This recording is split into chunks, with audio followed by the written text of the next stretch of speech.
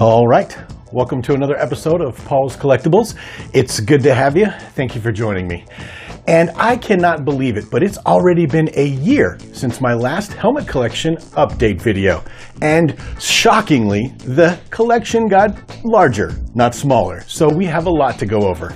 We'll take a look at each of these helmets, and also I'll tell you some quick facts about each of them as well. But with that, let's get into this.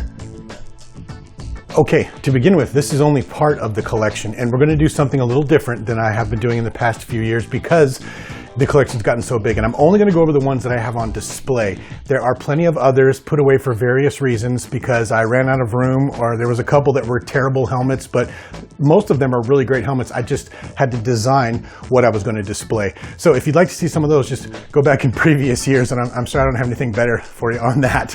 But let's go ahead and get started. And first off is kind of the odd man out in the collection, and this is the Black Series Hasbro Carson Teva helmet. I don't normally collect the X-Wing helmets. I usually stick with troopers and things like that, but two reasons. First of all, this is my favorite character throughout all the media. He usually is the one with all the common sense and the interesting character arcs. And second, I really like the actor that plays him, Paul Sung-Young Lee. He just seems like a great down-to-earth guy who's also a fan like us. So in addition to the fact that it's a beautiful helmet, when they announced it, there was no way I was not going to pick this one up. On the next wall over is what I like to call my Mandalorian helmet display. All of these are the Black Series Hasbro helmets. We have the Mandalorian himself, the old school Boba Fett, and Katan. Then down below the Mandalorian, as you can see, I'm running out of room, so I'm trying to display them anywhere I can. This is the recent Black Series Sabine Wren helmet, and I was so much more impressed with this helmet than I thought I was going to be that there was no way I was not going to display it. So for now, she ended up down here. Over in the corner to the right of my Mandalorian display is my entire statue of Transport Trooper armor and consequently the helmet that goes along with it. This armor was a fun project, but we're not here to talk about armor, we're here to talk about helmets. So this helmet actually started its life as a turbo tank driver, the white one, from a place called Galaxy Toys, and it's not a very good helmet. The visor on it's terrible and it's a little too small for my head. And the other helmet that I had that went with this armor is a slightly different shade of green. So I used the opportunity to teach myself some more painting and weathering techniques. So I painted that white turbo tank helmet to be a Transport Trooper helmet so it would more closely match the armor, and it gets displayed over there. And over to what is obviously the main display of helmets. These are in 4 Detolf cases, which unfortunately have been discontinued from IKEA. So I don't know what I could recommend for you to get instead. I'm sure there's something similar, but you'd probably just have to shop around and get a good idea. But to start off with, this is a custom 3D printed, I believe, helmet from a Etsy shop called Imperial Essentials or Empire Essentials. Excuse me, I always get that wrong. And this was a helmet that I picked up this year, and it is the Imperial Super Commando from the 3rd season of The Mandalorian. And I think it has a couple of flaws. I think it needs to be black in here, which I'm probably going to make a project of here soon. But he gets a space on top there because he's a really great helmet, and that company has taken care of me in the past. Next in line, and as you'll see, the top of these shelves have a theme, and that's supposed to be drivers and pilots, but as the helmet collection has expanded, I've had to make some exceptions, as you saw with the Imperial Commando. But this is the AT-AT driver from Empire Strikes Back, obviously, and this was from Anovos back when they were called Anovos. They're called Denuo Novo now, but this is an ABS plastic. It's super lightweight, and it's one of my most beautiful and most intricate helmets. Next up is the Transport Trooper helmet that I originally put together for that armor I showed you earlier, and this is from a company called Imperial Surplus. It's a custom, but I painted it and weathered it and put the small pieces together myself, but you can order them as a kit from that company. And this is a great helmet. It's actually one of my favorite. The Transport Trooper design is one of the coolest ones if you ask me. Next up is my TIE Pilot helmet. This one is very similar to the AT-AT driver. It's also ABS plastic, very huge, fits my head, super screen accurate, from what used to be called Anovos, now Denuo Novo. It's a great helmet and it looks great on display, but like I said, I have to be very careful with it because it's a very thin ABS plastic. And then rounding out the helmets on top is my Denuo Novo, which is the company they've become now, 501st Clonetrooper helmet, and this thing is just an absolute piece of sheer beauty. The decoration, the screen accuracy, the interior, it's a wonderful helmet. And there's a video on this on my channel if you'd like to check it out in greater detail. And as a matter of fact, I don't think there are any helmets in this display that I'll show you today that don't either have their own review and unboxing video and or a quick look. So if you're interested in any closer in-depth looks at these helmets, go back on my helmet playlist and you should be able to find them. Okay, the rest of the display is set up in columns, so there's a theme each column, but frankly I'm too lazy to move the tripod up and down, so we're going to go in rows. So right now the column we're on is the evolution of the Clonetrooper / Stormtrooper helmets, but unfortunately you won't see that in order. And this is my Phase 1 Clonetrooper pilot. It's from an Italian company, and it's one of my oldest. It's, I believe it's a 3D print, if I'm not mistaken, and it looks great on display. It's got a couple of flaws, and like I said, it's one of my earlier helmets, and it really rounds out the display as well. This helmet is at the top of the column that I like to call the variations of the standard Stormtrooper, and this started its life as the standard white TK Anovos Stormtrooper helmet that came with a whole set of armor that I've painted and then long since put away. And this is my completely made up, absolutely non-canon version of a tactical operations Stormtrooper, because I liked the black and the gray, and I really liked that flat that I put on there. I had so much fun doing that. Next up, we have Imperial Special Forces column, and at the top of this column, leading them off, is the Anovos Shoretrooper helmet. Now, this thing is stunning. It's fiberglass and metal, I believe, and if not, that's some very hard plastic, super screen accurate, great weathering. This thing feels like a motorcycle helmet when you put it on. It's just such high quality. Now, these helmets from Anovos / Denuo Novo are very expensive, but if you can afford them, I highly recommend them. They're just the top of the line as far as helmets are concerned. And this, finally, is the variations of the Clonetrooper helmet column that I have, and as you saw right above this one is the 501st Clonetrooper helmet, but this is the recent release from Disney Star Wars, and it's the 187th Clone Battalion, Mace Windu's battalion, that comes from the Disney Store and Disney Shopping Online. It's a beautiful helmet as far as the decor is concerned. I love that teal and that purple, but it's got this weird thing where it opens up in the back, so it kind of kills it. Luckily, I only display them. Next up, we have my Phase 2 Clonetrooper helmet. This is a cast, and it's from a company that's long since gone out of business called Replica Prop Shop. It's a great helmet. It's actually more akin to what we saw from the CGI clones, and although it's a long story, when you talk about the Clonetroopers, especially the Phase 2 Clonetroopers, the helmets that are coming out now are based on either the live action or different versions of animation or CGI, so there's all kinds of different looks to them, but like I said, this is mostly in line with what we saw in Revenge of the Sith. It's a great helmet. Doesn't quite fit on my head, but it displays beautifully. This is another in a long line of my Anovos helmets. This is the Incinerator Stormtrooper helmet, and it looks exactly like all the other Stormtrooper helmets that you'll get from Anovos, except for they've put this wonderful burgundy line on it. Now, this is not the version that we saw in The Mandalorian. That one's more red and almost looks like a shock trooper if you start getting into it.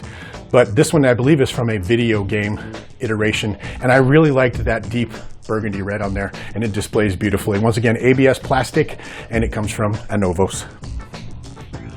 Hopefully you don't get tired of hearing the name Anovos through this video, because yet again, this is another Anovos helmet, and this is the Death Trooper. This really needs no introduction. This is another fiberglass and metal helmet, superbly screen accurate, minimal weathering, very shiny, displays wonderfully. As a matter of fact, if you look closely, you can probably see my ceiling fan in the dome piece reflected up there. It's just a beautiful helmet. Once again, another one that feels like an actual motorcycle helmet. It's very heavy, very sturdy, and just a great helmet. Displays wonderfully. And frankly, it's one of my favorites, if not my favorite helmet. Here's another one I think needs very little introduction. This is the recent release of the Hasbro Black Series Captain Rex helmet, and this thing I was so stunned when I pulled it out of the box. It looks so good. It's one of my more recent unboxing and review videos, so I definitely recommend you check that out. It's one of the better helmets Hasbro Black Series has made, frankly. Okay, and once again, you'll see a large theme going through my collection. We're back over to the variations of the Clone and Stormtrooper helmet, or excuse me, the iterations thereof, and we're on the standard TK Stormtrooper helmet now from A New Hope, and this is from Denuo Novo. Once again, They re-released the standard Stormtrooper helmet, and I couldn't help myself. I had to get one since I'd painted my other one. And I have several different versions of the actual Stormtrooper helmet and have compared them all in a video if you want to go back and check those out. But once again, this is ABS plastic. It's really light. It's great screen accurate helmet, other than the fact that every now and then someone will point out that these are decals on this and they're not painted on effects by hand. And I say, well, duh, this is a mass marketing company. They're not going to hand paint helmets. But they did make the stickers look a little wonky on the back and on the sides to match what we saw in the movie because, like I said, it was hand painted. Okay, this is another of my project helmets. This is the Black Series Incinerator Stormtrooper helmet. And if you saw that Incinerator Trooper helmet, the red effects on it had some ridiculous weathering. It was just super chintzy, and it had like a little yellow underneath the eyepieces and stuff like that. And at the time, Black Series had not released their Artillery Stormtrooper helmet, which this is an Artillery Stormtrooper helmet. So I decided to take it upon myself to paint over that red on that Incinerator Stormtrooper helmet and make my own Artillery Stormtrooper helmet. And I actually like my version better. I do have the Black Series version, but I like this version better that I did and weathered, so it gets a prominent display part in the variations of the standard Stormtrooper helmet column. Okay, and here's another of my helmets from a private company called Branfuhr Studios, and this is the Patrol Trooper that we saw for about 13 seconds in Solo, a Star Wars movie. This one, I believe, is a cast, but it feels like cast and rubber over here. It's great quality. It looks super screen accurate. It's only got a couple of flaws. He didn't paint the tube indentions white because it was so long ago. I'm not even sure most of us recognize that was supposed to be white in there. And as I understand it, he has changed to doing that. You can find him on Etsy, and he's still selling these. But this is a great helmet. It fits on my head, and it displays beautifully in my Stormtrooper Specialist and Special Forces column. Okay, this is what I would describe as one of my stranger helmets, I suppose. This is obviously Commando Gree, although it's not 100% screen accurate. It looks beautiful and it displays beautifully. It's obviously a recast of a cast because the casting on it is just so thick. And in my review video of it, you can see that.